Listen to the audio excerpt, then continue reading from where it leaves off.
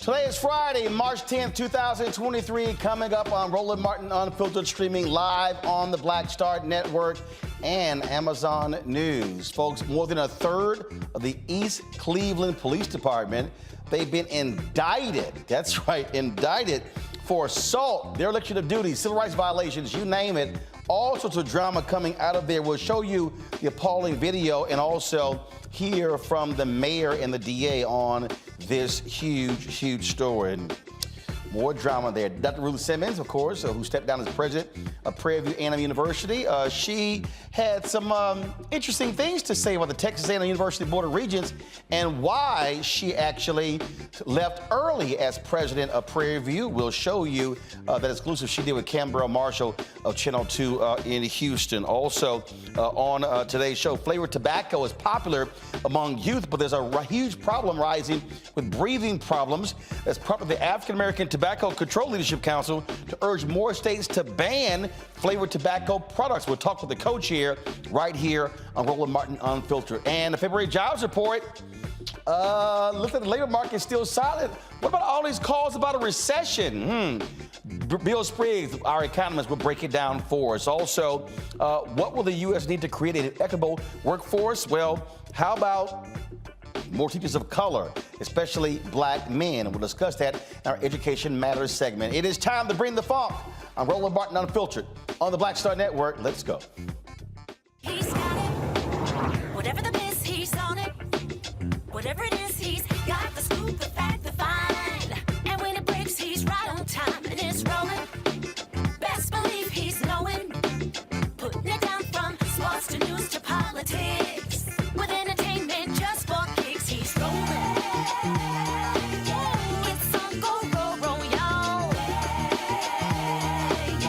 It's Roland Martin, rolling with Roland now. He's funk, he's fresh, he's real, the best, you know he's Roland Martin now.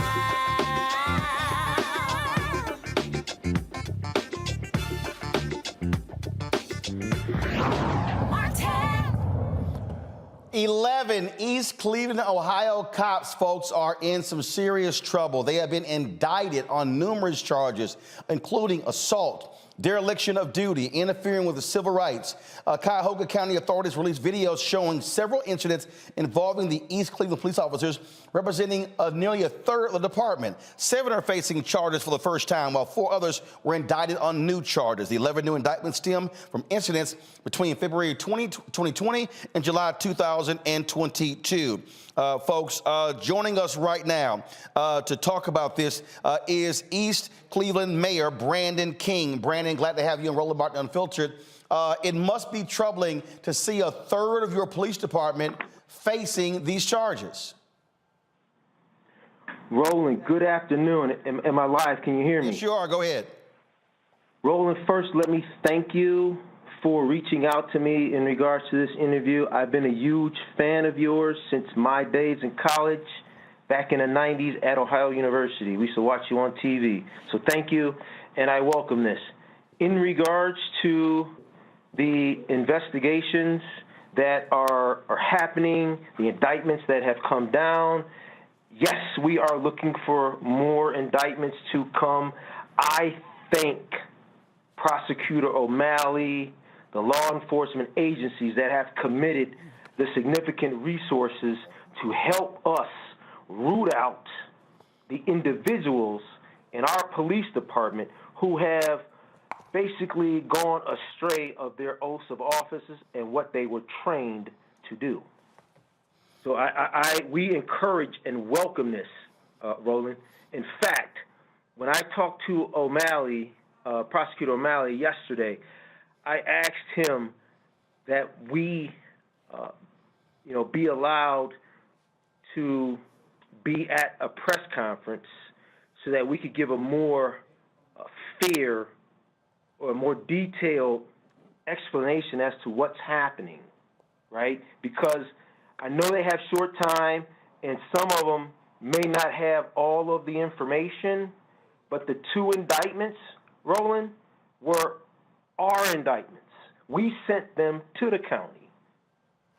we sent them to the county asking for investigation of these things, of the 2 indictments.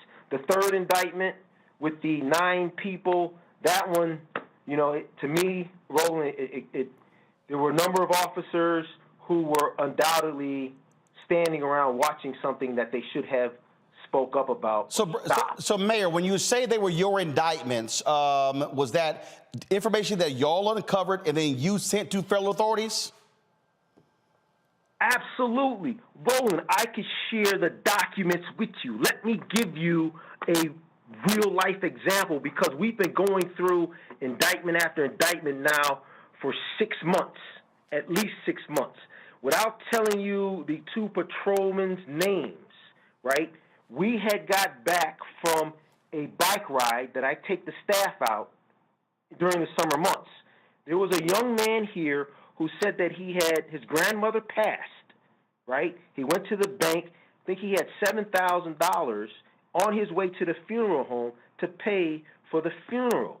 When an East Cleveland police officer pulled him over, and looking at this young man, there was no doubt he was telling the truth. By 2 o'clock that same day, we had the first officer arrested and in jail. By 4 o'clock, we had the second officer arrested and in our jail, right?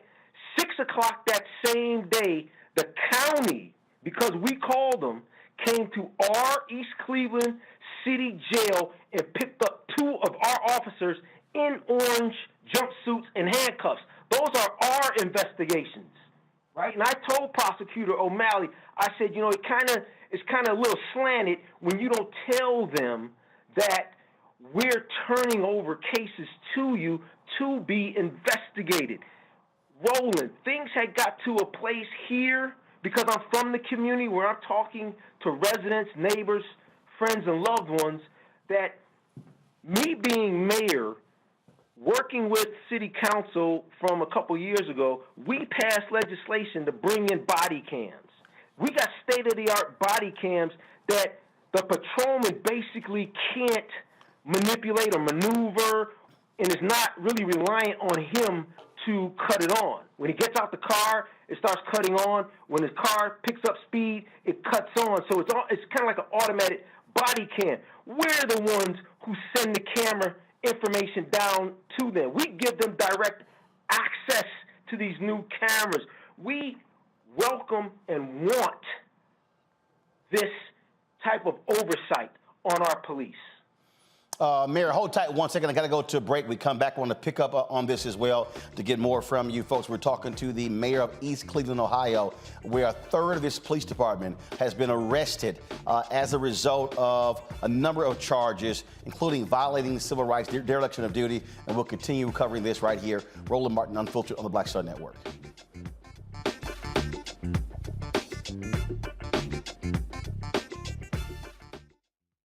A lot of these corporations or people that are running stuff push black people if they're doing a certain thing. What that does is it creates a butterfly effect of any young kid who, you know, wants to leave any situation they're in, and the only people they see are people that are doing this. So I gotta be a gangster, I gotta shoot, I gotta sell, I gotta do this in order to do it. And it just becomes a cycle. But when someone comes around and is making other, we don't, you know, they don't want to push it or put money into it. So that's definitely something I'm trying to fix too, is just show there's other avenues. You don't got to be a rapper, you don't got to be a ball player. You can be a country singer, you can be an opera singer, you can be a damn whatever, you know? Showing the different avenues, and that is possible, and it's hard for people to realize it's possible until someone does it.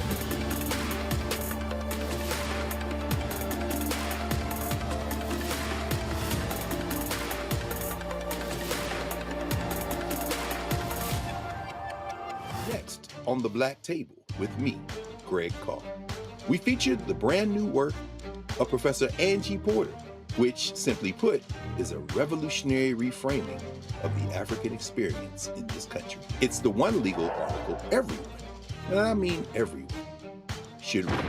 Professor Porter and Dr. Valencia Watkins, our legal roundtable team, join us to explore the paper that I guarantee is going to prompt a major aha moment in our culture. You crystallize it by saying, who are we to other people? Who are African people to others? Governance is our thing. Who are we to each other? The structures we create for ourselves, how we order the universe as African people. That's next on the Black Table, here on the Black Star Network. Hi, I'm Teresa Griffin. Hi, my name is LaToya Luckett, and you're watching Roland Martin Unfiltered.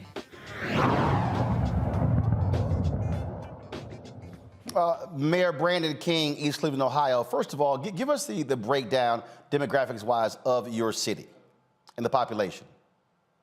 So the population, according to the Census Bureau, is about 13. We would estimate it closer to about 17. 17,000 people? 17,000 people? 17,000. At its height, because I'm born and raised here, is about 42,000 residents. Your proximity to Cleveland. So I could walk into Glenville, I could walk into Collinwood, I could walk in the University Circle. We are neighbors. So, so has there been a history of problems in this police department? So there have been, certainly when I grew up, there was community policing. You didn't have a lot of that. Now, at some point, you get officers, they lose their way, and then it gets infectious, and you may have one or two, and then you'll have that. Roland, since I've been the mayor, we have locked up and indicted more police than in the history of any mayor of this city. I have a zero tolerance for that. Remember, I'm born and raised here. When I hire them, I tell them, you can't just treat residents any old kind of way because chances are they're my family. What's the ratio? What's on my cell phone? First of all, how many total officers in your department? So, Roland, I wouldn't give you that number simply from a safety perspective. Well, meaning is it 50? Is it 100? That's what I'm saying. Just give it the size of the department. So the size of the department is between 50 and 100. Yes. Okay, got it. And so, what's the racial makeup of your police force? So the racial makeup of our police force, I would say we probably have more non-African American police officers. So what is half of your police force white? More than that? And what's the racial makeup of your city? So I would say more than that, but we don't really look at from a racial perspective. So, right? All the officers arrested, were they a mix of black, white, Latino? Were they all white? Yes, they were a mix. But Roland, you have to understand, this was a white community. Our chief of police is a white man who was born in East Cleveland. So his passion is just like mine for this city. He was born here. So we don't really look at race. One of the things that happens in Ohio, especially Northeast Ohio, you don't have to live here to work here in the safety forces, right? And because the demand or the applicants are so low, we're taking police officers as they're coming in, as are our counterparts in other cities. Everybody's hurting for police personnel. Well, first of all, the reason I was asking those questions is because obviously we know twice in the past decade, the Cleveland Police Department has had a federal consent decree and monitors looking over them. We also know of other issues that have happened there in Ohio. And what this speaks to is what we keep talking about. At the problem, when we talk about these so-called few bad apples, is that, look, it's a problem with blue, not just white. Also, we know, of course, with Memphis, also black police officers. And so that's why I was trying to get at that as well. And so when you talk about, your zero tolerance, is that a hindrance to officers applying for jobs in your city in terms of the tough stance you and your police chief have when it comes to actions of cops? No. A lot of police officers or people coming out of the cadet school welcome that type of position. That way they know if they're with someone and something happens and they happen to be with a bad apple or someone who lost their way, that they will be protected, right, from that. What happens here is because our pay is not up to par with surrounding communities, we get poached a lot for our officers. They could leave here at a entry-level position and go somewhere and make what our chief makes here, right? So we wind up being the training ground for a number of police. Roland, I have to state, we don't have that racial problem here. If you remember when the riots and the Black Lives Matter came, they tore up downtown Cleveland. They kept saying they're coming here. And what happened? Our neighborhood groups, Oppressed People Nation, Black Lives Matter, Black on Black Crime, they were standing out here like, no, that's not going to happen here. They walked the streets, not the police. The residents and the organizations here walk the streets like, y'all not bringing that here. We don't have problems with the police. You won't hear that a police officer here murdered someone unjustly. Black, white, green, purple, or blue. We don't have those problems here. All right. Mayor Brandon King, we certainly appreciate it. Great job, and we certainly appreciate the stance that you're taking. Roland Newt, my brother, I have your book. I'm a huge fan of yours. Thank you for calling me and taking this in and having this interview with me. I appreciate it. Thanks a bunch. Thank you. Folks, I want to bring in my panel right now. Joining us is retired LAPD Sergeant Cheryl Dorsey. Cheryl, glad to have you. Cheryl, when you hear the mayor speak that way, that's really how mayors in every city should be responding when it comes to officers who do wrong on the police force. Absolutely. And I mean, I'm really excited to hear this brother talk this way. And so I've got some suggestions for him and any other like-minded mayor about what they can do about these rogue miscreants that are on their departments. You know, and again, I mean, for hear him to say, no, we turn over the evidence. I mean, oftentimes, look what happened when Rahm Emanuel was mayor of Chicago, when they held onto that tape of the shooting death of Laquan McDonald. Too often, cities are protecting police officers as opposed to being proactive and saying, no, we want them off our force.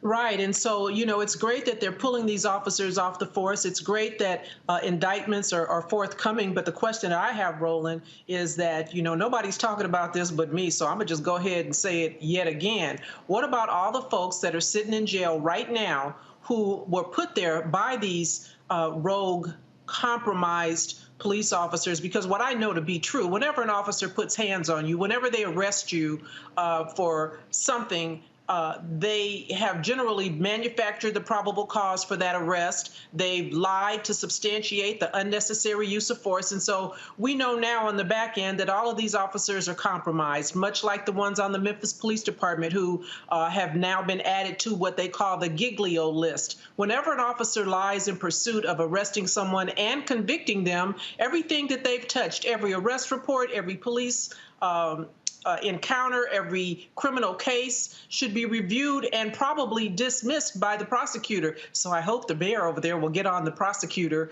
the DA, and have a conversation about that. Absolutely. I want to bring in the rest of my panel as well. I certainly want them to weigh in. Kelly Bethea, communication strategist. Michael Imhotep, host of the African History Network show. Matt Manning, civil rights attorney. Matt, your thoughts on, again, the proactive measures being taken there at East Cleveland? I like the proactive measures, Roland, but if I'm honest, something is very fishy to me here. And the reason something's fishy to me here is it does not make sense to me that a police department with 50 to 100 officers, presumably half of whom or up to a quarter of whom are engaged in such activities, it would be this deluge of indictments at one time. People knew about this. People talk in cities much larger than this about rogue cops. I mean, I've been in the criminal justice system for 10 years. Everybody knows who's doing the kick doors and who's crooked and all of that. So, you know, as much as I like the rhetoric from Mayor King and as much as I support that in theory, I have some pretty serious questions about how this could go on this long and is just now coming to a head now at this magnitude. 16 people being indicted in a police department is like an extraordinary outcome, right? An extraordinary happening. But it's very strange to me that it would be happening all at one time. And I understand the FBI conducted an investigation. Surely investigations take a while. But it stands to reason if this kind of thing has been going on this long, they've known about it. And I would like to know what brought this to a head now. Why is it just coming out now? And why, you know, is it that the FBI is coming with all of these indictments now? It stands to reason if you have this tough on stance on police misconduct stance, then there should have been people rooted out a long time ago. And something seems very fishy. But here's the deal here. Matt and Cheryl. First, the mayor said we turned the information over. It was the DA and the FBI. Now, here's the deal. They can't control what their investigation is, nor can they control when they actually take it to a grand jury. So, I mean, again, you can be the mayor and you can say, hey, I got a zero tolerance, but the mayor can't actually charge and indict. That may be true, but the mayor generally, depending on the council mayor form or what the form of government is usually the one who would be the one hiring or firing. So if you have credible evidence that this is happening, I don't understand how people are still on the police force accused of deprivations of civil rights and we're waiting until an indictment comes about. I mean, don't get me wrong. I understand the investigative process, the fact that the mayor does not charge, but it's very fishy to me that you would have this morass of people committing these kinds of offenses all being indicted at one time. Well, what you also have, again, these indictments have also been all coming down since September, Michael, and including the former police chief who was indicted for theft and fraud. Yeah, looking at the article from Cleveland.com, you've had 16 officers actually indicted over the past 7 months. And of the 11 that were indicted on Wednesday, this past Wednesday, 4 of them have previously been indicted as well. So I'd be interested to find out the 4 that were previously indicted. I don't know what the outcome did that actually go to trial also, the 4 that were previously indicted. But, this is almost a third of the police force. Now, this is according to the census.gov 2021 population, the East Cleveland is about 13,700. Now, my question would be, okay, so first of all, do you replace? So hold on. First of all, let's give a timeline. First of all, again, the incidents took place between February 2020 and July 2022, okay? So the last incident is July. So we're talking about just 9 months ago. So the incident, so that particular incident 9 months ago. So if we're talking about a county DA's office and the feds actually launching an investigation, I'm not surprised that you would have this all come down now. And again, there were some indictments in September, and then now, which was just 6 months ago, and now you have the indictments coming down now. So that doesn't actually surprise me with, in terms of the cases I've sort of covered. Michael, make the point, and then we'll go to a break, and we'll come back with Kelly and Cheryl. Go. Yeah, my last point would be I would be interested to find out who they replace these 16 officers with on the force and what measures they take to make sure they don't end up with the same type of officers. Well, first of all, they haven't even been fired yet, so you can't replace anybody just yet. Kelly, your thoughts, weigh in. I got about 45 seconds before I go to break. Sure. I mean, Mayor King's rhetoric and his response to this problem is admirable, but something that stood out to me is the fact that he said that we don't look at race. I find that problematic because even though this may be considered a blue problem, blue upholds white supremacy, period. And you can be black and uphold white supremacy. You can be white and uphold white supremacy. And the fact of the matter is, a third of their force being blue somehow, at the very least, holds a cultural bias against black people and upholds white supremacy. And to me, that's not just a few rotten apples, as he said. That is a rotten tree that needs to be uprooted completely and then reseeded. So I don't know how that's going to work. Well, he may be saying that because 88% of East Cleveland is black. And so the reality is East Cleveland is a black suburb. That's what it is. So it's 88%. Understood, but not his force. No, I got that. But I'm just saying like 88%. So that's why I was asking the question, what's the racial makeup there? But you still have these issues because, again, you can look at majority black city in Memphis, and we saw the 5 cops involved in the death of Tyree Nichols. Exactly. Everybody hold tight one second. I got to go to a break. We'll talk more about this on the flip side. You're watching Roland Martin Unfiltered on the Black Star Network.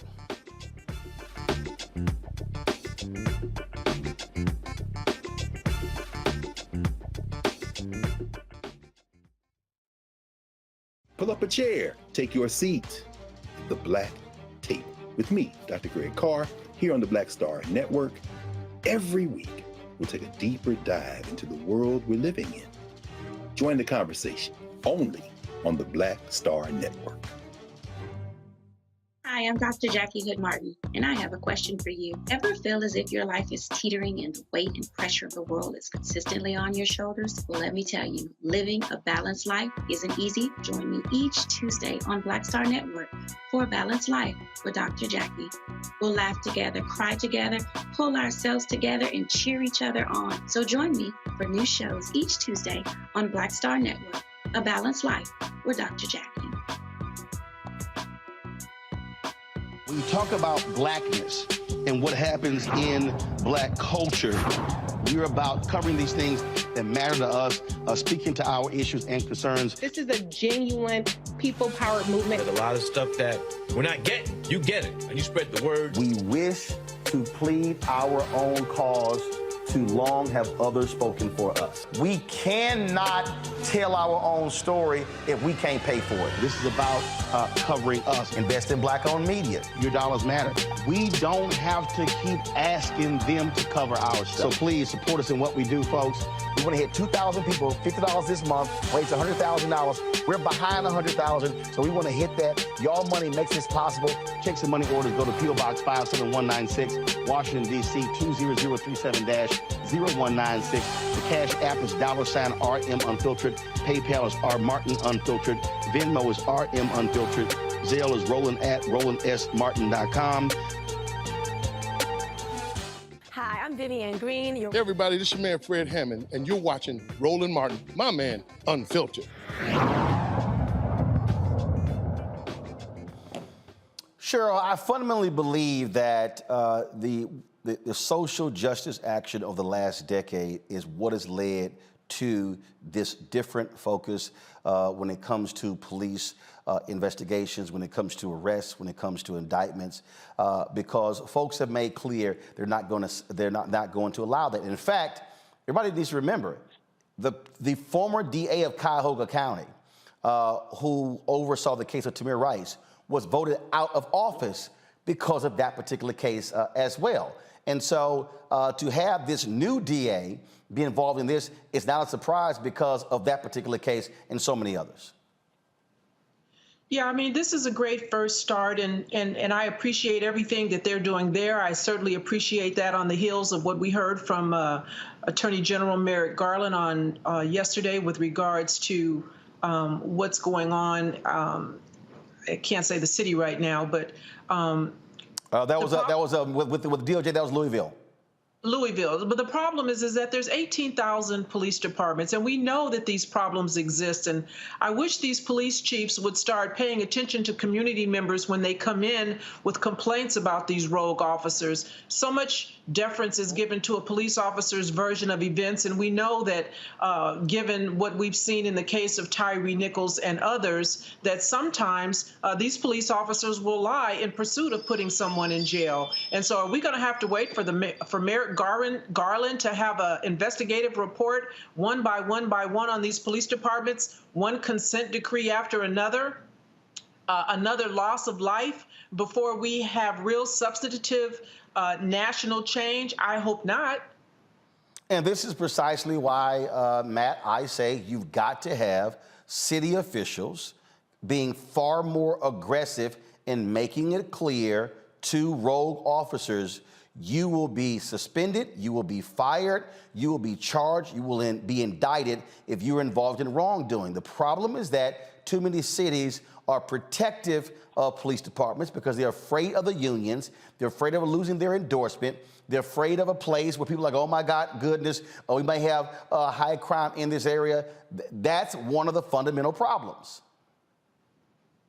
Yeah, I think you're exactly right, Roland, but I think it's kind of a both and as opposed to just an individual issue, to the extent that really a lot of times what impedes local officials' ability to get rid of officers is their collective bargaining agreements, like you said. So it's not only being afraid of the unions, it's that they literally have rules and laws in place that make it very difficult for them to fire police officers and firefighters. And to some extent, you should want that, right? You should want that there's a protection for people who put themselves in the line of fire. However, when there's credible evidence that those people are out harming people or otherwise doing things unbecoming of the badge, it should be easier for cities and counties and other municipalities to get rid of them. And that's why we find a lot of times an officer is found to have committed misconduct, but if they don't follow the civil service rules, they not only get back pay, but they get an opportunity to go somewhere else and work.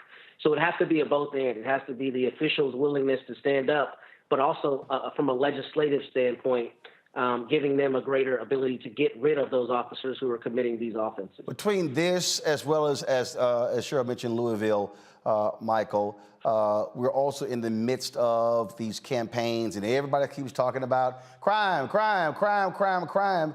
Yet there are communities that are saying, yeah, we also want to see crime go down, but we also want to see thuggish cops who commit crimes also pay the price. Yeah, that's why when it comes to crime, and when it comes to crime and policing, okay, you need a holistic approach to it. We've talked about before here on this show, Roland, dealing with poverty and elements that lead to crime taking place. But at the same time, you have to hold road cops accountable, and you also, I would argue, that you also have to have a campaign within that city to recruit people who want to be the type of officers we say we want to see. Because once again, once you prosecute those officers, not just in this case, but in any case, we've had officers here in Detroit prosecuted and sent to prison, things like this. Once you prosecute them, once you fire them, who do you replace them with? Okay, so there also has to be a campaign, I would argue, to recruit the type of officers that we say we want to see, those who respect humanity, those who treat people with respect, those who will only use lethal force as the last result after you exhausted other means, things of this nature as well. So it's going to take a holistic approach, but this is going to be a campaign issue coming up in the 2024 election. Kelly, you've had, again, so many of these members of Congress and other folks sitting here, again, talking about crime, crime, crime. But I would dare say we still have to make it clear that demanding police accountability has to be at the top of the agenda for the very same people and not simply bowing down to the crime boogeyman. And the fact of the matter is what these police officers are doing is criminal, right? So they should be looped in with that whole crime, crime, crime narrative anyway. And at the end of the day, while I applaud East Cleveland for indicting these officers, what we need are convictions. So until we have convictions this go around, we have to keep fighting to make sure that police officers are held accountable so that stuff like this don't happen in East Cleveland or any other jurisdiction. Well, the reality, Cheryl, you can't get to convictions until you get to indictments. You can't get to indictments unless they're being charged. And then you can't get to that until you have police departments in the cities be far more aggressive. You heard the mayor talk about their body cameras. And I keep saying to people, look, they're not a panacea, but the benefit of body cameras is the ability to see what these officers are doing. I saw the video of the officers who were so stupid they actually recorded themselves stealing money from folks from a house they were searching. Again, thank goodness for body cameras. Otherwise, you would have had somebody saying, yo, they stole our money. No, we didn't. There was no money there. So that's why I'm a fundamental believer every law enforcement agency should have body cameras. And again, if they are turned off or if they're simply thrown aside, you can't see what's happening, folks should be suspended and fired.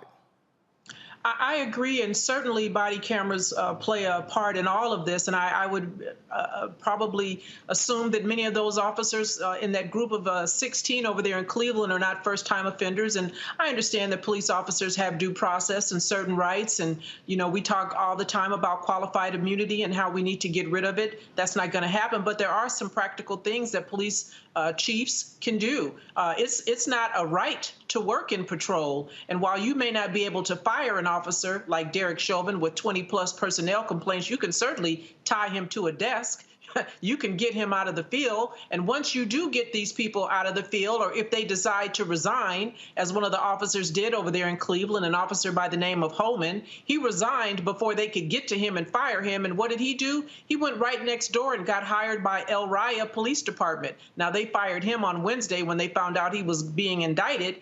But if you decertify a police officer, you take away their license to be a cop. They can't run from one police department to another like so many have when they get in trouble on one agency. And so there are certainly things that police chiefs and administrators can do. And if I know it as a little old sergeant on the LAPD, I promise you they understand. All right, Cheryl Dorsey, we appreciate it. Thanks a lot.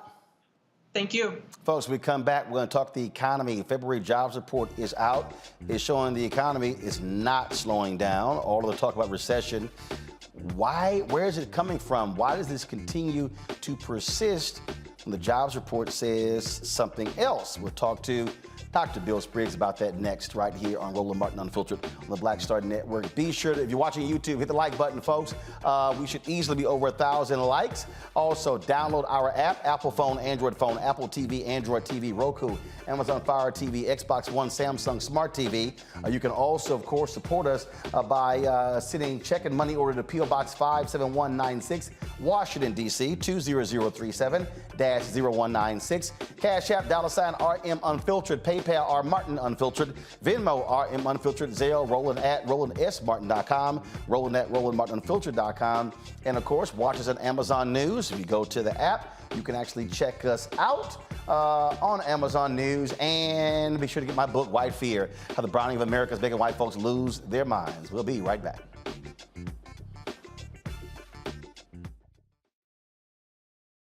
Hatred on the streets, a horrific scene, a white nationalist rally that descended into deadly violence. White people are losing their damn minds. As an angry pro-Trump mob storms the U.S. Capitol, we've seen shooting. We're about to see the rise of what I call white minority resistance. We have seen white folks in this country who simply cannot tolerate black folks voting. I think what we're seeing is the inevitable result of violent denial. This is part of American history. Every time that people of color have made progress, whether real or symbolic, there has been what Carol Anderson at Emory University calls white rage as a backlash. This is the rise of the Proud Boys and the Boogaloo Boys. America, there's going to be more of this. Here's all the Proud Boys, guys. This country is getting increasingly racist in its behaviors and its attitudes because of the fear of white people. The fear that they're taking our jobs, they're taking our resources, they're taking our women. This is white fear.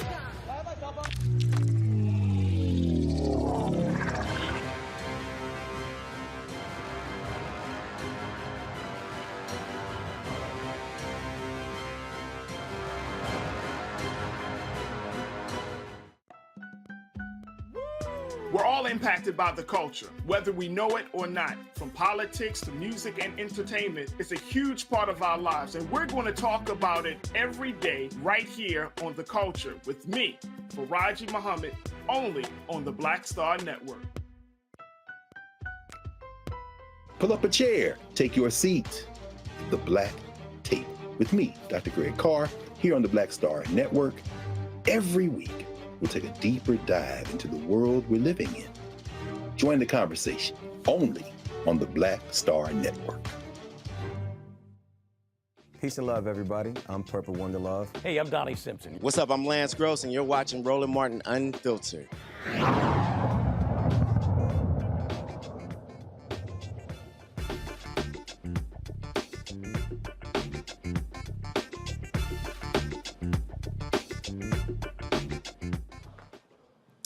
All right, folks, 311,000 jobs were added in February, but the unemployment rate for African Americans and Hispanics actually went up. According to the U.S. Bureau of Labor Statistics, black women's unemployment rate jumped to 5.1% from 4.7%, Hispanic women to 4.8% from 4.4%. Overall, unemployment rate peaked at 3.6 in February from 3.4. Joining us now, Dr. William Spriggs, of course, economist, of course, AFL-CIO, taught at Howard University, all that good stuff. All right, so Bill, break it down for us. So we add 311,000 jobs, but Black and Hispanic unemployment goes up, the overall unemployment rate goes up. Yet you still have, I swear, when you watch CNBC and all these business networks, they just keep yelling, recession, recession, recession, recession.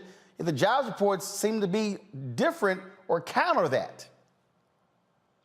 That's exactly right. I mean, this job report, though, highlights a fallacy that we're hearing from the Federal Reserve that there's some job shortage, that we ran out of workers. Their story, even back in December when they raised interest rates, we don't have any more workers, employers are desperate, we have to slow down the economy because there are no more workers, and this is putting wage pressures. So what happened is in January and February, 800,000 people got added to the payroll. So if you're telling me there are no more workers, then where did these 800,000 employment numbers come from? For Black workers and for Hispanic workers, the surge in hiring gave a response of more people looking, because, right, why am I going to look for a job if they're not hiring? So with hiring taking place, you see Black and Hispanic search efforts go up. And so this number is quirky. The share of Black people having a job went up. In many neighborhoods, people don't understand the difference between unemployment and not employed. These are not the same thing. So explain. See, unemployed means what is unemployed? I was looking for a job, but I didn't find it, which is different than I didn't have a job. There's two different things. Okay, so hold on, Bill. Hold on. So again, explain what not employed mean. What does unemployed mean? Right. So unemployed means, when I was asked the question last month, did you do something for which you were paid? Then I get counted as employed. If I answer yes to that, end of story. If I answer no, I did not do anything for pay, then I'm asked, did you look for work? Now, some people are at home taking care of children. Some people are full-time students. Some people are 90 years old and retired. They have no intention of looking for work. Those people will say, no, I didn't look for work. They are not employed. They are also not unemployed because they're not looking. So that's the difference. So what happened last month is a lot of people said, yeah, I was looking, except I didn't get a job. So you have more people looking. Some of them are successful, so the share of people holding a job goes up. There are more Black men employed, a greater share of Black men employed, but these others weren't successful, so the unemployment rate goes up. So when I gotta keep addressing this stuff about recession. I just saw that Meta, also Facebook, announced they may be laying off another 13% of their workforce, matching last year. And every time I turn around, I just keep hearing all of these CEOs going, recession, recession. I mean, it is as if they're trying to will us into a recession by constantly saying it's a recession. Yet if I look at the jobs report and the stock market, I'm not seeing it. So what the hell are people talking about? Well, this week, the chair of the Federal Reserve had to come to Capitol Hill and explain the monetary policy he is pursuing. And when questioned, particularly by Senator Elizabeth Warren, what's going on, Powell said that his projections are for unemployment to go up to 4.3%. In other words, what he told her was the economy is overheated, there are no more workers, wages are going up too much, and I, as a policy, will deliberately slow down the economy. And so what you're hearing from people is this constant anticipation that eventually the Federal Reserve is going to crash the economy because the chairman of the Fed went to the Congress and said, I am deliberately trying to get unemployment up. That is my goal. And so people are anticipating that. And that's why you keep hearing people talk about a recession. Fortunately for us, the economy is so powerful that we're still adding jobs. People are still getting hired. Wages aren't going up as much as they had been going up. The wage growth is slowing down. But because inflation has come down by more, what we are seeing in the last 2 months is that real wages, that is, your wages including the effect of inflation, your wages are buying more than they were last year. So you are better off. I'm still confused. I'm still confused by this logic.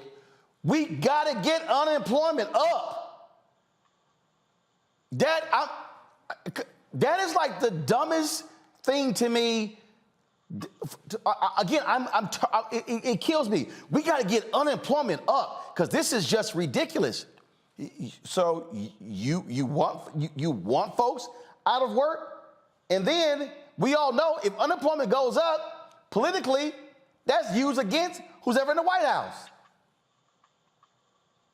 What's the logic?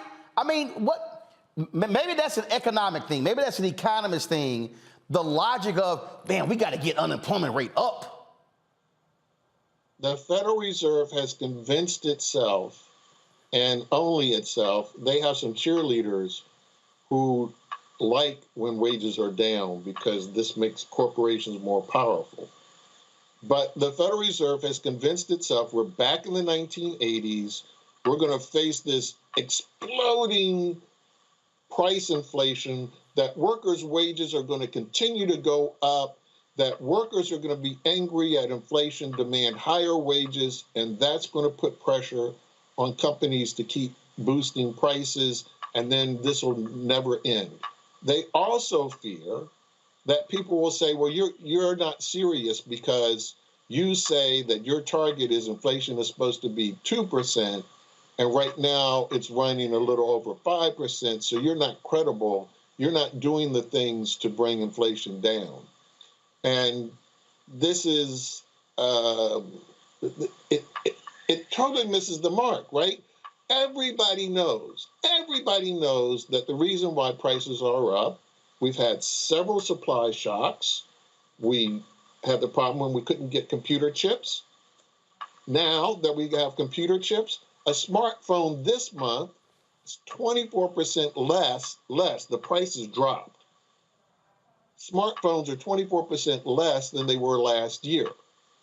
Why? Because now they have the chips. Now they're making phones again. So the supply is returned. So the price is returned. Everybody knows about those chip spikes.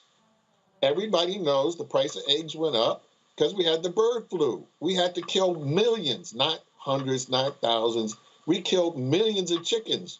Of course, everybody knows if you kill millions of chickens, the price of eggs is going to have to go up because you got to have chickens to have eggs. This is common sense. And everybody knows the three largest producers of wheat in the world, the United States, Russia, and the Ukraine. As long as Russia and Ukraine are fighting each other, we know that the price of food is going to have to be higher. We know this. You can put the interest rates at a zillion if you want. It's not going to get Putin out of Ukraine. It's not going to solve problems with bird flu. This is not going to happen. And the chips came back without the Fed. If the Fed had done nothing, the chips would have come back because it just took time in order to reboot the production. So a lot of what the Fed is doing has nothing to do with why there's inflation. And the number one reason for inflation, companies are just raising prices because they can. Right. They're raising prices to make more money. And the president's budget is not getting credit because the number one way to dissuade firms, to tell them, look, you go ahead and boost profits, we're raising the tax. That corporate tax is the biggest way to send the signal, y'all can boost prices all you want, we're just going to raise your tax. And that sends the signal, stop price gouging. And the Republican Party goes, oh, absolutely not. How dare you raise taxes on these companies And this is the same Republican Party that wants to cut unemployment benefits because they say people are making too much money. And they also say, oh my goodness, wages are going too high. And so what it really is, it is an economy that is set up to protect companies and say, workers, stay poor or stay unemployed. That's right. I mean, businesses like it when workers are destitute and have to take a job, right? They want workers begging, oh, please give me a job, any job, I'll do anything. That's what they like. You know, their number one complaint was people are quitting. I don't like that people quit and go to work for somebody else for more money. Well, that's a personal problem. Dr. Bill Spriggs, we appreciate you breaking it down for us. Thanks a lot. Good to be on. Good to see you. Yes, sir. Have a good one. This right here, Michael, is really what trips me out, again, every time we have these discussions, because, again, it's just basic common sense, but folk don't want to hear that. They want to make it sound like this thing is so complicated, and these folks on Wall Street and these other people, they know what's best. They're the smartest people in the room. No, they're not. Well, yeah, they're not always the smartest people in the room. And Bill Spriggs and our Facebook friends, I had a question for him because some of what he was breaking down, everybody does not know. Representative Katie Porter did a good job of exposing how 51% of inflationary costs are because of corporate greed. That came out of a congressional hearing. But well, you know, what I would like to know is what should the Federal Reserve actually do? What should Jerome Powell actually do? Because the theory was put forth that if you make it harder to borrow money, then you can slow down the economy and slow down inflation. Okay. Well, we've had a number of increases in the prime interest rate. And we've seen inflation come down for about 6 or 7 months, and we've seen all these other factors as well. Right. So can you keep inflation declining and not keep raising the interest rate as well? So, you know, Look, first of all, as Bill said, the most fundamental part of this, if you have companies that stop raising prices, then you're not having the big issue here. That's what's driving the majority of this. And as the supply chain gets better, then you don't have the long wait. It all benefits, but you can't have companies continue to screw over workers. I got to go to a break. Folks, we'll be right back on Roland Martin Unfiltered on the Black Star Network. On the next Get Wealthy with me, Deborah Owens, America's Wealth Coach, we've seen the headline. Major tech companies laying off. Google, Facebook, Twitter, just to name a few, and tens of thousands have been laid off as a result. On the next Get Wealthy, we take a look at what it means to recession-proof your career in tech. Joining me will be Kanika Tover, and she's going to be sharing exactly what you need to do to turn anxiety into achievement. Shifting our mindset to thinking that only opportunities exist in big tech is something that we're going to have to shift fast, because there's so many opportunities that are out there that we have to change the way we were thinking about our careers. That's right here on Get Wealthy, only on Black Star Network. We're all impacted by the culture, whether we know it or not. From politics to music and entertainment, it's a huge part of our lives, and we're going to talk about it every day right here on The Culture with me, Faraji Muhammad, only on the Black Star Network. On the next Get Wealthy with me, Deborah Owens, America's Wealth Coach, we've seen the headline. Major tech companies laying off.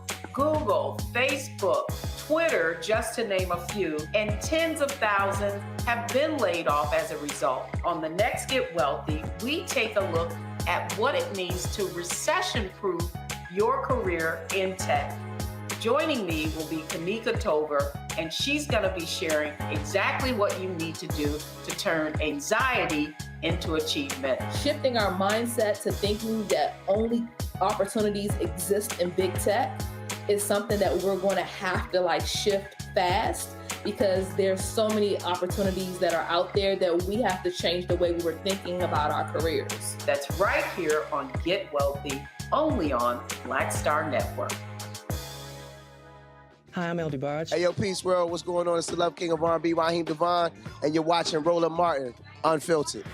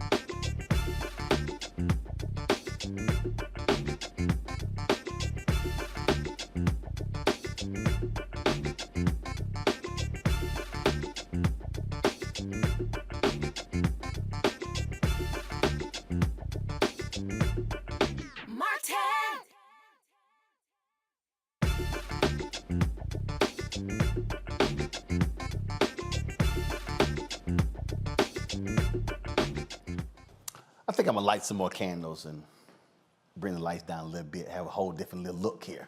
All right, maybe we'll do that for the last 30 minutes of the show. What you laughing for, Matt? See, you can do that when it's your show. Okay? You set the rules. That's right. That's right. It's Friday night. You know, we can have a whole different little vibe here. All right, y'all. Let's talk about young folks and smoking. These flavored tobacco products causing a lot of outrage from folks believing that it's having a dramatic impact on more young people being addicted to tobacco. My next guest is Carol Magruder, co-founder and co-chair of the African American Tobacco Control Leadership Council. She's out of Richmond, Virginia. Glad to have you, Carol. So walk us through this impact, if you will, others believe when it comes to flavored tobacco and its impact on young folks. All right. So can you hear me okay? Good evening, Roland. Yeah, we can hear you just fine. So here's the deal. If you have the show up, turn that off. That way you're hearing me, because you're likely hearing me on a delay. Okay. I turned everything cool. off. All right, there you go. Go right ahead. Ready. Okay, great. So I am, my organization, the African American Tobacco Control Leadership Council, we have been working on this issue of menthol for actually decades. And there's a lot of confusion around, so I need to take you back to not the beginning, but some of the most important pieces. The most important piece was in 2009. At that time, President Barack Obama, that feels like a century ago, signed the Tobacco Control Act. And that gave the FDA the authority to regulate the tobacco industry. At that time, simultaneously, he took all the flavors off of the market for combustible cigarettes except for menthol. And menthol is what Black people smoke. And the reason Black people smoke menthol is because it was seeded in our neighborhood by the tobacco industry. I call them the tobacco industry cartel, because they're actually federally adjudicated racketeers.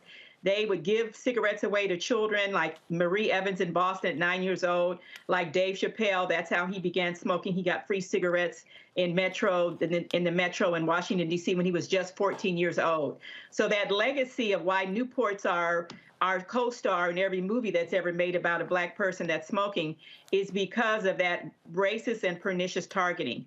So when President Obama signed the law, menthol was left in, and at the last minute, the Congressional Black Caucus actually added an amendment for them to do something about menthol. So they were charged to do something, and they've been studying it and dragging their feet since that time.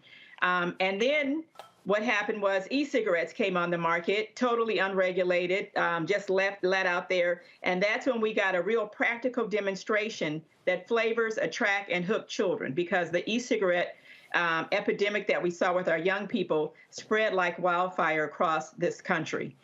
So that was the demonstration. So our children are vaping, and initially that targeting was really with middle-class white children. And so there was a quicker response than when we had been given free Newport cigarettes physically in our hands as children in every urban city in this country. So where we are today is we have actually sued the FDA to make them to make them take menthol off the market. Since that time, when they could have, the European Union has taken it off. Canada, our neighbors to the north, have taken it off. And the U.S. is still dragging its feet, even though their own reports and studies have demonstrated that taking menthol off the market will benefit the public health. So that's where we are with the menthol. Well, first of all, what people don't realize is there were very few advertisers for black-owned media in the 70s and the 80s, and there's a significant number of tobacco companies that did so. We all remember those full-page ads in Ebony Magazine, Jet Magazine, and all in black newspapers. In addition, you had tobacco companies that literally sponsored women's tennis. I mean, you had the Virginia Slims tennis championship. Well, that's what Slims come from smoking. So, but the thing that you also have here is you have had the tobacco industry that then has frankly pimped black folks and paid black folks to fight the ban on menthols. I remember getting an email from someone, and the whole notion was, oh, this is going to hurt the black-owned convenience stores and the black stores in the black neighborhoods. And I was going, one, how many are we talking about? Let's just be real honest here. And so that's also one of the ways the tobacco industry has been trying to impact this. That is absolutely correct. And so what my sister colleague, Dr. Valerie Yerger, she had a research paper years ago that looked at the internal tobacco industry documents that have been released through litigation, where they document in their own words, and it's called Smoking with the Enemy, how they perniciously and systematically infiltrated all of our major African-American organizations, Ebony and Jet, which if you're my age, those magazines were so important to us, had a Newport advertisement in almost every single edition. And Stanford University actually has a collection of all of those advertisements. So yes, and so bring it up to today, there are folks in our community because the industry sees us getting away. So they don't want black folks to get away. So the tobacco industry, they have latched on to our legitimate grievances, our legitimate pains and suffering and racism in this country. And they want to defend us now by keeping menthol on the market, which is the #1 killer of black people, more than everything else combined. So when we think of what our issues are, tobacco has to be in the top 5, and we all need to get on board. No one loves a black menthol smoker more than the African American Tobacco Control Leadership Council, because that's why we exist. We just will not continue to let these multinational tobacco companies prey upon our people, our pain, and have these addictive products and continue to have them in our neighborhoods. And so we've been working systematically. We sued the FDA, but cities, counties, and states across the country are taking the products off the market until the FDA acts. Only the FDA can prohibit the distribution nationally, and that's what they're supposed to do this year. But Roland, we know that with all of the interference that we have on our national level, it's just hard to get anything done. And the industry has such deep pockets and manipulation. And so we know we just need to keep going to protect our people. Kelly, got a question? Sure. So for those of us who don't know, when we hear like e-cigarettes and vaping and things like that, does that include like hookah products at all? Or are we just specifically talking about products that have nicotine in them? That's a great question, because we know that, so California passed the law that the tobacco industry got put on the ballot. We upheld it, so it's going into effect. Hookah got an exemption. Hookah is not a passive, innocent cultural thing. Hookah is a combustible product. You're inhaling flames into your lungs. And my daughter went to an HBCU in Atlanta from California State. So I've seen the proliferation of hookah and how many African-American entrepreneurs are in on it. But hookah is not good, and we need to do something about hookah. But for this moment, we're concentrating on menthol cigarettes and also the little cigars and cigarillos. So that's your Backwoods, your Swisher Sweets, your Black & Mouse, that were left wholly out of the purview of the FDA at the time. So the FDA is going to be issuing 2 rules. One will deal with menthol cigarettes, and one will deal with the little cigars and cigarillos that were just left Wild Wild West style, because our people, our young people who are now 40, they were not protected at all against those cheap and dangerous products. Child, look, you go after hookah, these Negroes gonna lose their damn mind. I know. I swear, you can't come back to Atlanta. You can't go to a damn club, bar, restaurant. It's going to be in church pretty soon. I'm so sick of that damn hookah. Oh my God! First of all, I'm allergic to smoke, and so ain't nowhere in hell I'm gonna be inhaling flames. That's just crazy. Matt. Secondhand smoke of hookah is just as dangerous as any secondhand smoke. And so in Atlanta, they don't seem to. In California, you can't do it every way the way that they do in Atlanta at our places. And so, as I said, I'm waiting for hookah to be in church in Atlanta because it's just everywhere you go. And that we got to deal with that. But I know that's going to be hard. You ain't lying. Matt? So my question is about state enforcement and how that has an interplay with the FDA. So what have you found, I guess, strategically is effective at moving the FDA? Is there a critical mass of states or major cities that you're angling for to get them to do this? Yeah, so we know from, California, we're a leader in tobacco control. To commercial tobacco control starts locally. It's really grassroots, and it's like a quilt. So you get cities, and then you'll get states. So now we have 2 states. Massachusetts was actually the first state, and California is now just beginning to implement our law. So, it's all over the city. We're working in cities all over, working in New York City, and that's a hot one because of stop and frisk and Eric Gardner and all of these things. And so what I want to say to my people is that this is to protect us, and that a law is not magic, that it's the beginning. We passed our Voting Rights Act 50 years ago. We're still fighting for that. But this is worth fighting for, to save our children and to stop this generational pattern of addiction. We're losing 45,000 Black people every year in this country from tobacco-induced diseases. And those people are people like me, their parents and grandparents, the people who make our families function and our communities function. And our job as the African American Tobacco Control Leadership Council is to work on enforcement, so that the enforcement is on the retailers. It's not on an individual. There's no police officer anywhere who's going to come up to a brother on the corner and say, are you smoking a menthol or non-menthol cigarette? It's not that level. And when the FDA acts, it'll be bring it further up. So it'll be dealing with the cartels rather than the retailers, who are like the foot soldiers, if you're looking, at drug dealing, which is really what this is. Matt?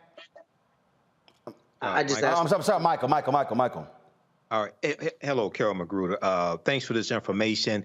And I've been following this for a couple of years now. My question is, okay, so the Food and Drug Administration, the FDA, has stated that if they banned menthol cigarettes, 92,000 to 238,000 African-American lives would be saved. All right. Now, you also have the other side, as you just mentioned, those who say, well, wait a second, if you ban it, it's going to increase conflict or increase interactions with police officers. Okay, but when we look at the proposal in New York, the state of New York, the language states that it would prohibit police officers or other law enforcement officers from arresting any person on the grounds in relation to any flavored tobacco product. So with that being the case, what are they talking about?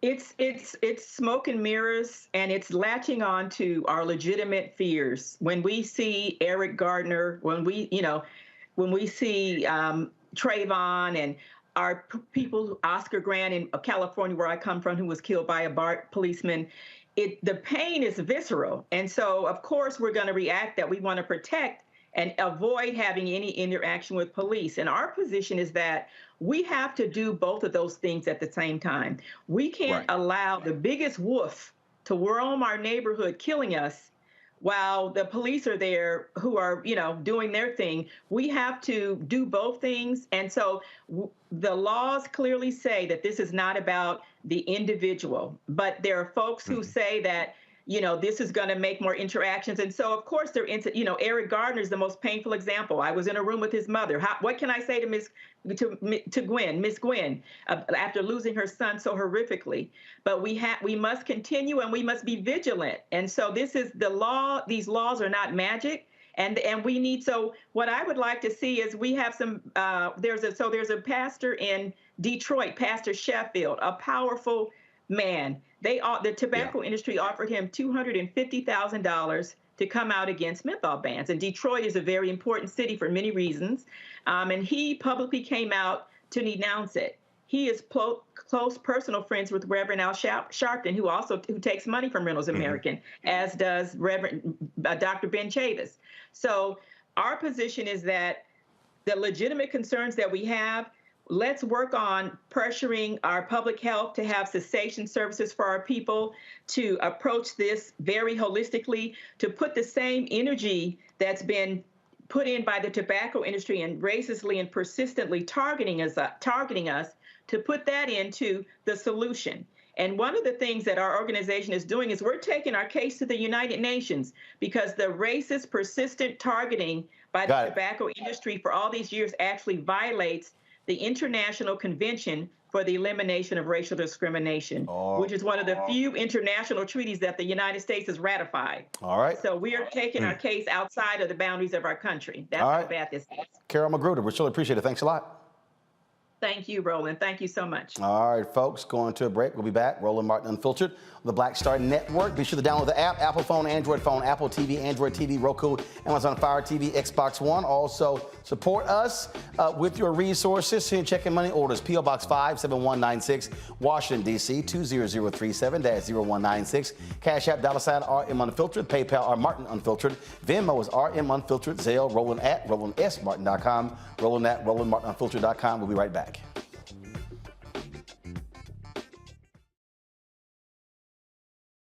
When you talk about blackness and what happens in black culture, we're about covering these things that matter to us, speaking to our issues and concerns. This is a genuine people-powered movement. There's a lot of stuff that we're not getting. You get it, and you spread the word. We wish to plead our own cause. Too long have others spoken for us. We cannot tell our own story if we can't pay for it. This is about covering us. Invest in black-owned media. Your dollars matter.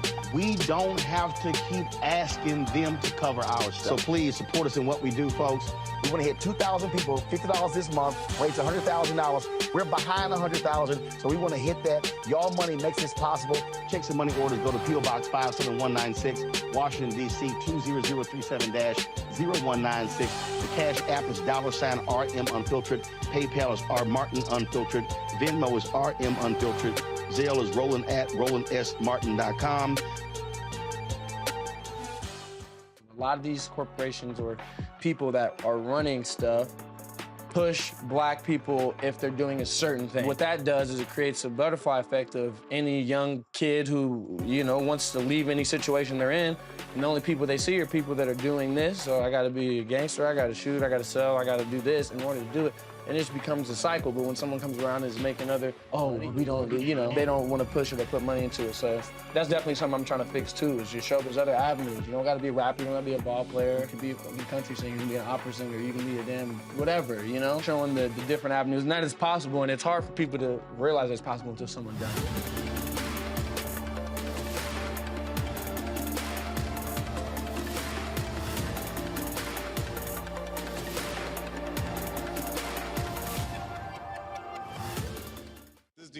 What's up, y'all? I'm Will Packer. I'm Chrisette Michelle. Hi, I'm Chaley Rose, and you're watching Roland Martin Unfiltered.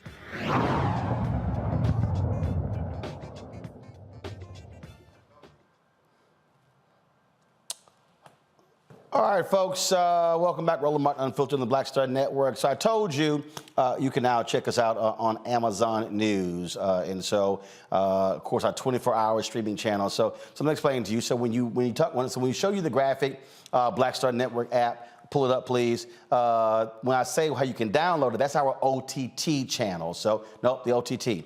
So we'll tell you Apple phone, Android phone, Apple TV, Android TV, Roku, Amazon Fire TV, Xbox One, Samsung Smart TV.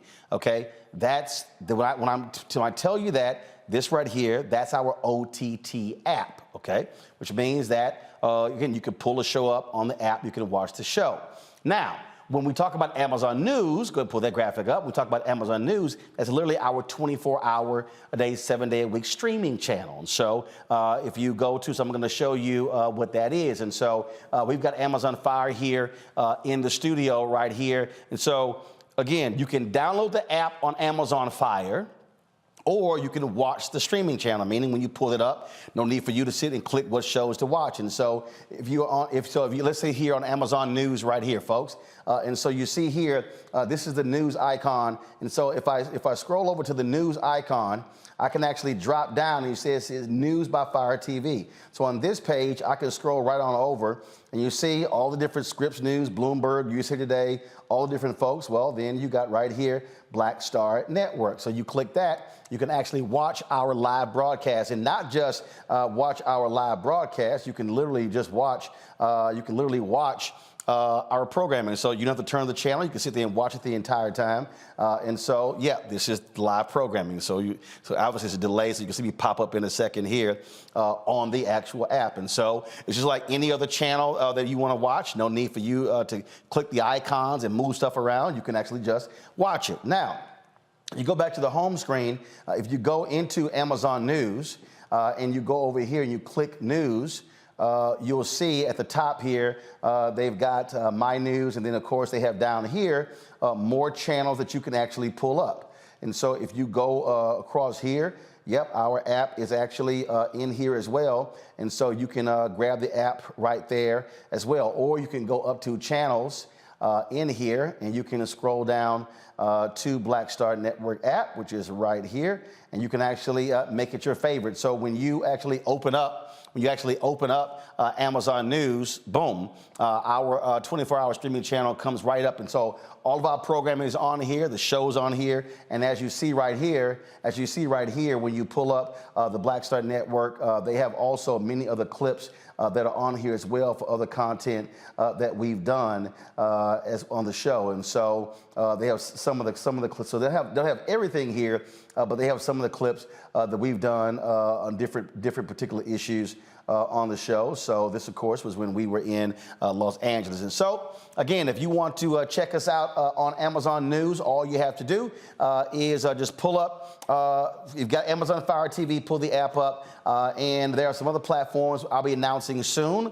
We'll be on another 2 or 3 platforms next month for our 24-hour channel. And so this is all about us having, again, a real 24-hour, 7-day-a-week Black news and information channel. And so when I'm talking to you about supporting us in what we do, and when I'm walking you through the fight that we have to get advertising dollars, it is about us being able to grow this, because there is no other, let me say this again, there is no other 24-hour Black news and information network in America. Black News Channel, they shut down. Byron Allen doesn't have it. He bought Black News Channel's assets, but of course they flipped it to the Griot. If you pull up, in fact, I'm just going to show you here. This is just no shade on them, but I'm just actually showing you. When you go on here and you go to news, and when you go on here, they actually have the Griot on here as well. You got, for instance, Fox Soul is on here. They got their 24-hour channel, but you can tell that ain't news. That ain't news. They got entertainment stuff on there. And so when you go over here and now I think between Fox Soul and the Griot, these are the only other 2 Black targeted and Black owned apps that are on Amazon News. Well, they're in a commercial break, but again, they've got a movie that's showing.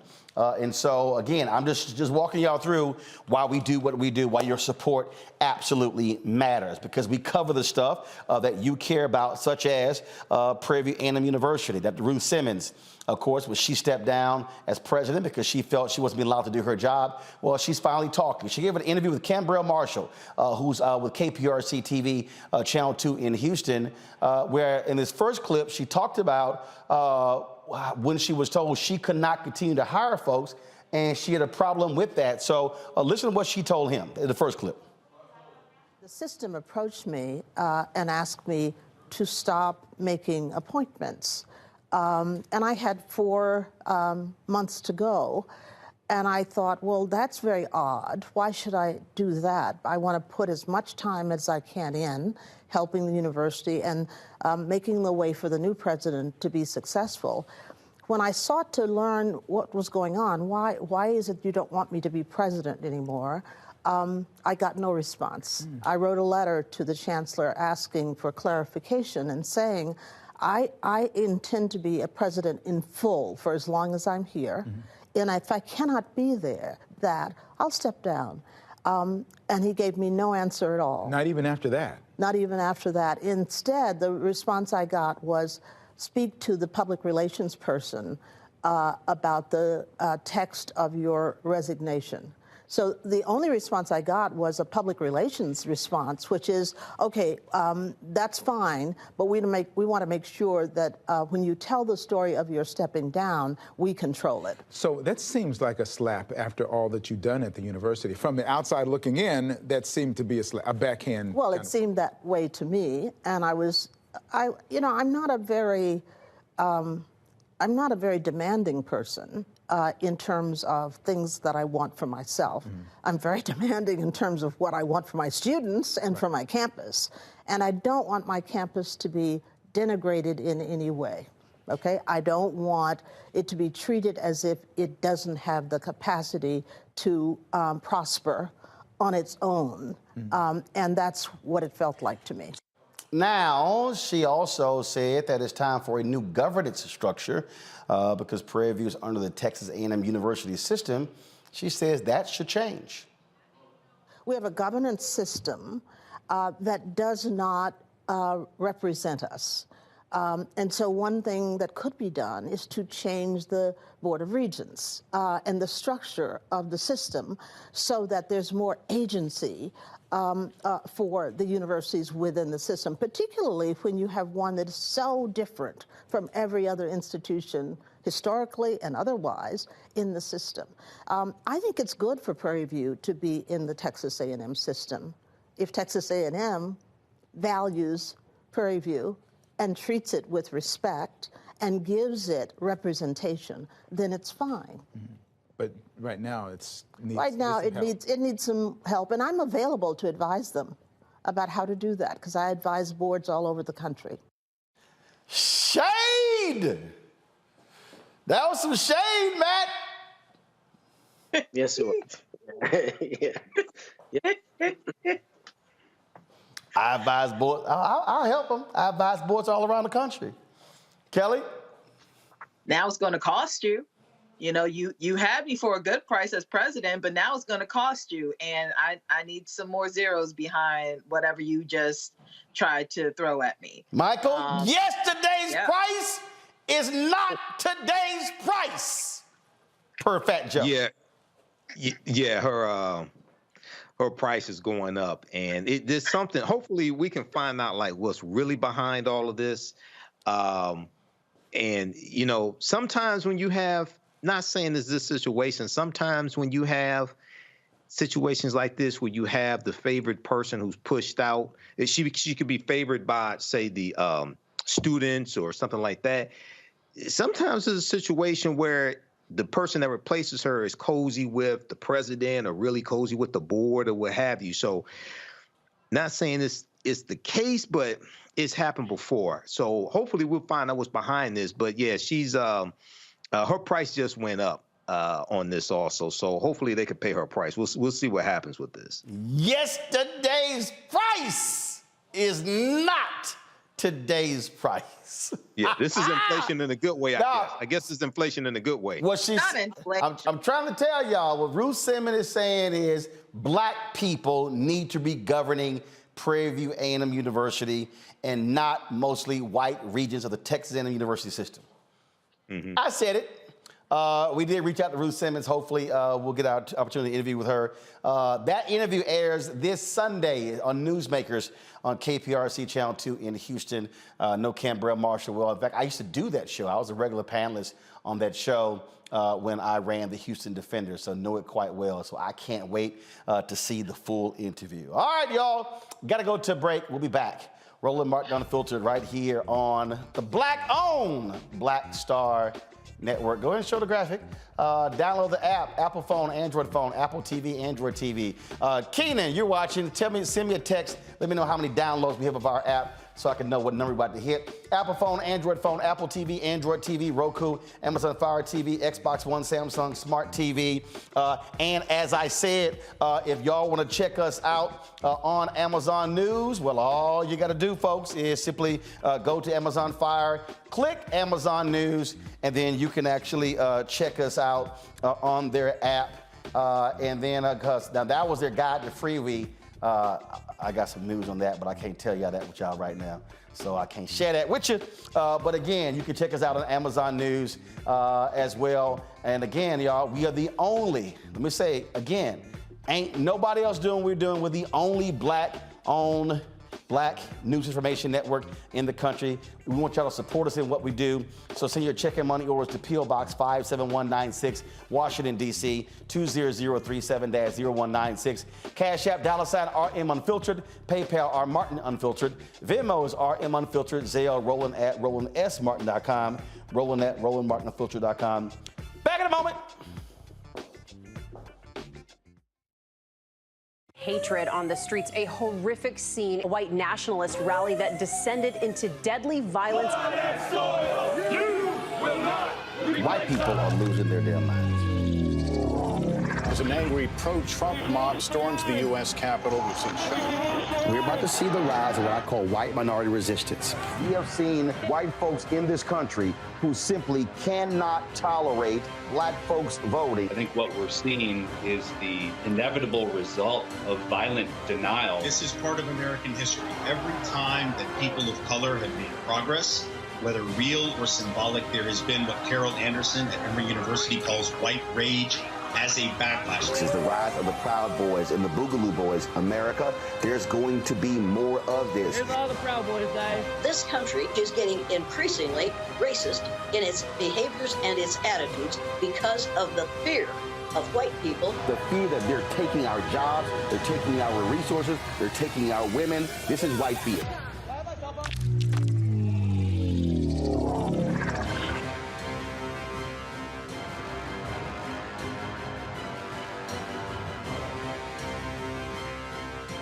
Hi, I'm Dr. Jackie Hood Martin, and I have a question for you. Ever feel as if your life is teetering and the weight and pressure of the world is consistently on your shoulders? Well, let me tell you, living a balanced life isn't easy. Join me each Tuesday on Black Star Network for a Balanced Life with Dr. Jackie. We'll laugh together, cry together, pull ourselves together, and cheer each other on. So join me for new shows each Tuesday on Black Star Network, A Balanced Life with Dr. Jackie.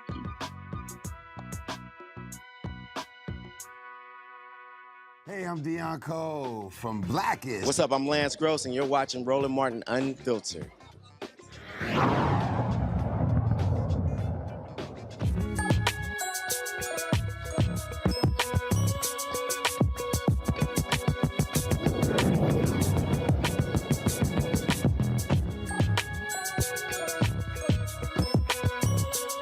According to the National Center for Education Statistics, Black men make up 2% of all teachers nationwide. Well, a group out of Maryland wants to change that. They want to change how Black male educators are honored, supported, and mentored, folks. The Bowie Black Male Educators and Leaders Alliance, the Center for Research and Mentoring of Black Male Students and Teachers, and Bowie State University National Alumni Association have partnered to put more Black men in the classroom. Joining us now, Dr. Julius Davis, the founding director of the Center for Research and Mentoring of Black Male Students and Teachers, joining us from Bowie. All right, so how does this collaboration all come together? Well, in 2019, Bowie State University received the University System of Maryland Wilson H. Elkins Professorship. And with that award in 2019, we created a center.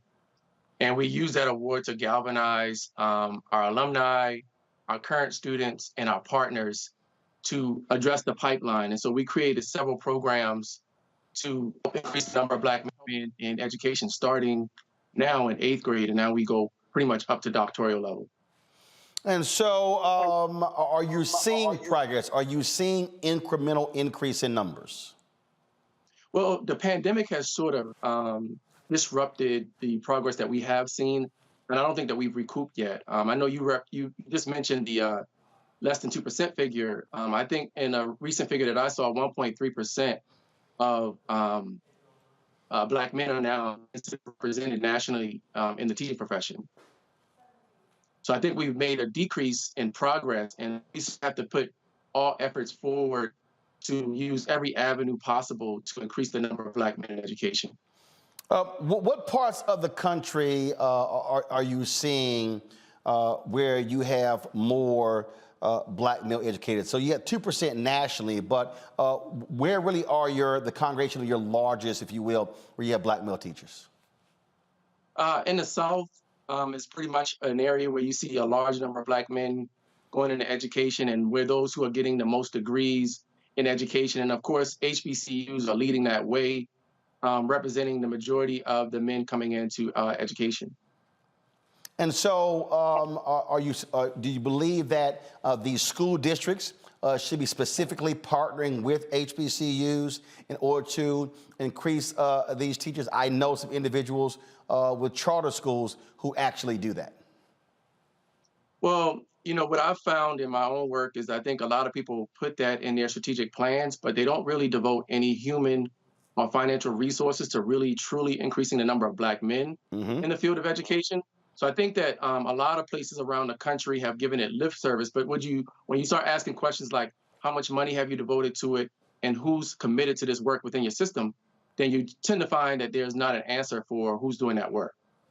Questions from the panel. Michael, you first. All right, Dr. Julius Davis, thanks for this information. So when we look at less than 2% of African American, less than 2% of teachers are African American males, what are some of the reasons that you do with your program? What are some of the reasons that you give for African American men to become teachers? We know traditionally that's been more dominated by women. I have a lot of teachers in my family. So what are some of the reasons why you give to African American men why they should become teachers? Well, the majority of the teaching workforce are white middle-class women. And what we've tried to do is create safe spaces for Black boys and men, which is not typically the case for Black men in education. If you look at the statistics around Black boys in K through 12, you see high rates of suspension. Dr. Kanjufu told us about putting Black boys into special education. And so the experiences of Black men and Black boys in our educational system haven't been good. So many of them haven't looked to pursue it as a career. That's one of the things that we found. The other thing that we found in our Black Male Teachers College program is that our program is oftentimes the first time Black boys from 8th grade to 12th grade have been asked to even consider the teaching profession. Right. Okay, thank you. Kelly. Hi, Dr. Davis. First and foremost, I am a Bowie State alum, so this is making me incredibly happy and proud to be part of the Bowie State Bulldog family. Just wanted to extend my congratulations. With that said, obviously there is a shortage in Black male educators on the grade level, but my understanding is that there's also a shortage on the higher education level as well. Is there something in your program that's going to address that to entice Black men to enroll in programs that will lead into professorship and tenured professorship tracks and things like that? But also within that, in the curriculum you're going to build within this program, is there going to be a component regarding hostile work environments and how to navigate those things? Because I've actually been blessed to have a lot of Black male teachers in my life, some of my greatest mentors as a result of being at Bowie State. Black male mentors who were professors and the like. But even on the grade level, because I grew up in DC and I didn't realize that was not a thing nationwide. That said, as my Black male friends who are in education have told me plenty of stories of them being in relatively hostile work environments because of what they're trying to bring to their individual schools through the lens of Black men. So is there anything you're talking about to combat that as well? So we're looking to increase Black men in all areas of education. And right now we're actually doing a academic learning community called The Shop, Black men in education from the community to the classroom. And we want to let Black men know that your contributions are needed everywhere, including higher ed. And so many of our young men actually want to teach at the higher ed level. Many of our students who are in our undergrad and master's program, we encourage them to consider the professorship. And at Bowie State University, it's very unique that I'm probably one of 10 Black men faculty in the College of Ed. And so they get to see their representation all the time. And that's one of the things that our Black men in our Black Men Teachers College programs share oftentimes, that they're on the line with Black men doctors, teachers, and others who share their interests in alike. Matt? Yeah, Dr. Davis, congratulations on being the only HBCU to get this money through the foundation.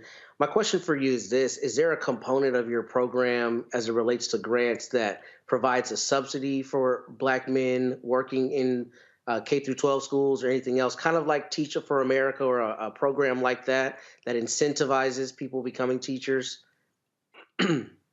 So one of the things that we're fortunate at Bowie State University is that there are several U.S. Department of Ed funded grants, federal grants, state grants that are supporting Black men getting an education. The grant that we were awarded through the U.S. Department of Ed through the Hawkins program will allow us to give scholarships and mentorship to students who are interested in becoming teachers to connect with those in the field. One of my other colleagues, Dr. Will Parker, has a master's level grant at the U.S. Department of level where we're helping to support Black men who are getting into education. And so we are trying to do our part at every level, undergrad, high school, middle school, because we think that all those avenues are needed to increase the pipeline of Black men into education. All right, folks, want more information, where do they go? You can visit us at Bowie State University Center for Black Males, and we're on all social media platforms, Center for Black Males, Center for Research and Mentoring of Black Male Students and Teachers. Thank you for the opportunity. All right, thanks a bunch. Have a good one. All right, folks, got to go to a break. We'll pay some bills. We'll be right back. Roland Martin Unfiltered on the Black Star Network. Don't forget, you're watching on YouTube. Hit that like button, y'all. We want to easily be more than 1,000 likes. Watching on the Facebook, do the exact same thing. Love your comments. We'll be watching on the Black Star Network app. So please holler at us there. And again, support us by downloading the app. Kenyon, hit me up. So we are at 64,000. 1 second. 64,370,000 downloads. And so we are 11,000 away from 75,000 downloads. Let's make that thing happen. So download the Black Star Network app on all your devices, Apple phone, Android phone, Apple TV, Android TV, Roku, Amazon Fire TV, Xbox One, Samsung Smart TV. Support us with your dollars. Of course, we've got more than 25,000 people who have given to this show, who join our Bring the Funk fan club. And so you can do so as well by sending your check and money order to P.O. Box 57196, Washington, D.C., 20037-0196. Cash App, $RM Unfiltered. PayPal is R Martin Unfiltered. Venmo is RM Unfiltered. Zelle, Roland at RolandSMartin.com. Roland at RolandMartinUnfiltered.com. And trust me, folks, it's about $180,000+ to pay for all of this every single month. And so we're doing all we can for advertising support. But trust me, your dollars really, really make it possible as well. So please assist us. And of course, be sure to get my book, White Fear, How the Browning of America is Making White Folks Lose Their Minds. Get it from bookstores nationwide, Barnes & Noble, Amazon. Also, of course, download a copy on Audible. We'll be right back. Hatred on the streets, a horrific scene, a white nationalist rally that descended into deadly violence. White people are losing their damn minds. As an angry pro-Trump mob storms the U.S. Capitol, we've seen shooting. We're about to see the rise of what I call white minority resistance.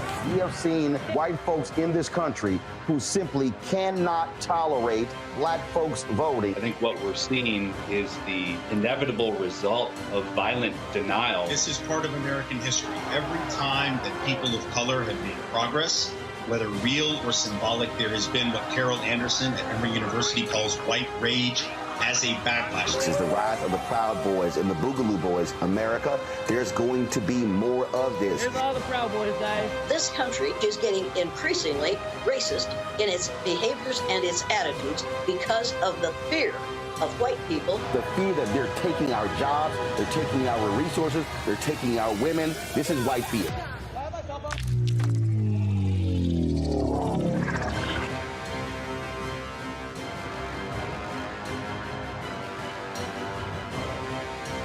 Hi, I'm Dr. Jackie Hood Martin, and I have a question for you. Ever feel as if your life is teetering and the weight and pressure of the world is consistently on your shoulders? Well, let me tell you, living a balanced life isn't easy. Join me each Tuesday on Black Star Network for A Balanced Life with Dr. Jackie.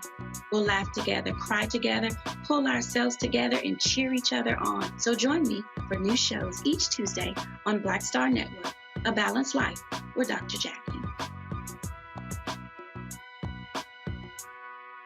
Hi, everybody. This is Jonathan Nelson. Hi, this is Cheryl Lee Ralph, and you are watching Roland Martin, Unfiltered.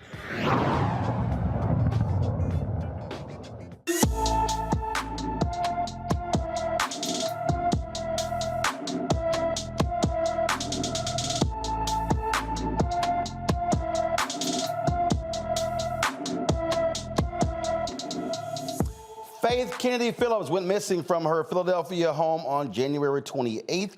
The 16-year-old is 5 feet 7 inches tall, weighs 150 pounds, with brown hair and brown eyes. Anyone with information about Faith Kennedy Phillips is urged to call the Philadelphia Police Department at 215-686-8477, 215-686-8477. A white Gulfport, Mississippi man knows how much time he's going to be spending behind bars for threatening a black family. Axel C. Cox was sentenced to 42 months in prison, followed by 3 years of supervised release, and must pay over $7,000 for burning a cross in his front yard with the intent to intimidate. Cox pleaded guilty to the December 2020 incident of criminal interference with the right to fair housing and using fire to commit a federal felony. These white folks gonna learn that this is not the Trump DOJ, Matt. No, it's definitely not. 3.5 years hard time is good. It's good here because he knows exactly what he was attempting to do, exactly what kind of fear that invokes. And, you know, it's ridiculous, especially because his lawyer was noted as saying the reason he allegedly did it is because the neighbors allegedly shot his dog. It stands to reason that you just call the police for that. You don't put a cross up and burn it. You know what I mean? Try to terrorize people. So he got a hard sentence, and he should have, because he knew exactly what he was doing. All right, an Orange County, California mom has called out the school system there after her daughter was bullied and called a slave by a fellow student. The mother has been protesting Santiago Elementary School. Jasmine Harris says a student verbally attacked her 5th grade daughter, Paris Barnes. Barnes was playing with friends when a male student whipped a jump rope toward her and told her to get back to work, you slave. Harris wants the student expelled. However, the Santa Ana Unified School District has been slow to move after she reported the March 1st attack. The Santa Ana Unified School District Superintendent Jerry Almendarez said his staff is working on sitting down with the families and making both parties a part of a solution. The Unified District is conducting an independent investigation of the incident. This is the statement from them. My heart goes out to Paris, to the young lady, and I just want to make sure that she gets the support that the student needs, but also making sure that we also provide the students so this doesn't happen again. That's the superintendent. Harris has filed hate crime and attempted assault charges with the Orange County District Attorney's Office. Kelly, that mama ain't playing. The solution is to expel that child. The solution is to lay some hands, but we can't really do that in this system. But the solution is to expel the child, period. I noticed that the name of the person who made that statement seems to be of Latinx Hispanic descent. I wonder how they would treat this differently had it been a racial epithet against their community. I sincerely doubt they would be talking in this manner, because this is extremely pacifist and almost dismissive compared to what actually happened. But yeah, I'm so glad I don't have children yet. I'm not ready. Well, let's go to Florida, where a Jacksonville far-right hate group is projecting hate symbols on skyscrapers. National Socialist Florida is a small white supremacist group that used a commercial-grade laser projector to put anti-hate messages on large buildings. The group hopes the symbols will increase awareness and white male membership. Over the last several years, extremists, Ricky, I can't talk. I'm live on the air, Ricky. Okay, I'm sorry. I'll call you back, Ricky Smiley. Okay. All right, bye. Call him mine in the middle. I don't call his ass when he on the damn radio. All right, yeah. Oh my God. Yeah, you call me live, I'm gonna answer the phone. That's a flex. Let everybody know that. All right. So they put out some hate symbols over the last several years. The extremist incidents and hate crimes have risen in Florida, according to the FBI stats. Michael, look, these racists all over the place. You got 30 seconds, Mike. Give your opinion on them. Yeah, they're all over the place, and they were protesting in this incident apparently against drag shows. Now, I wouldn't be surprised if some of them actually are drag queens. Okay, I wouldn't be surprised if that's the case. But then also they did the same thing some months ago, saying Kanye is right, about the Jews, things like this. So this is something that Trump has unleashed. Of course. And the Department of Justice has to really go after these people. But also, we have to protect ourselves from these white supremacists as well, because the Second Amendment applies to us as well. Oh, I agree as well. All right. Kelly, Matt, Michael, we appreciate it. Thank you so very much for joining us, folks. That is it. I got to bounce. We're going to thank all of y'all for watching us. Don't forget, support us in what we do. Download our app. Let's get to 75,000 downloads. Apple phone, Android phone, Apple TV, Android TV, Roku, Amazon Fire TV, Xbox One, Samsung Smart TV. Watch us on Amazon News. If you're Amazon Fire, so click News. Go right to the app. You can see the Black Star Network. And also, support us with your dollars. Cash App, $RM Unfiltered, PayPal, R Martin Unfiltered, Venmo, RM Unfiltered, Zelle, Roland at RolandSMartin.com, Roland at RolandMartinUnfiltered.com. And check out money orders. P.O. Box 57196, Washington, D.C. 20037-0196. I'll see y'all on Monday. Holla!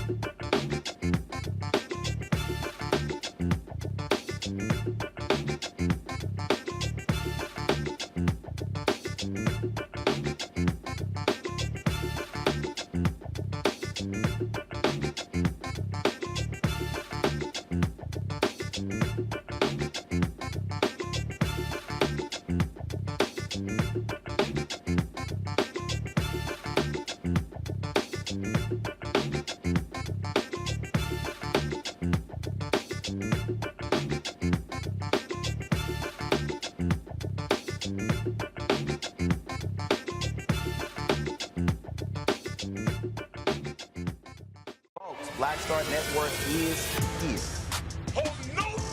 I'm real revolutionary right now. Support this man, Black Media. He makes sure that our stories are told.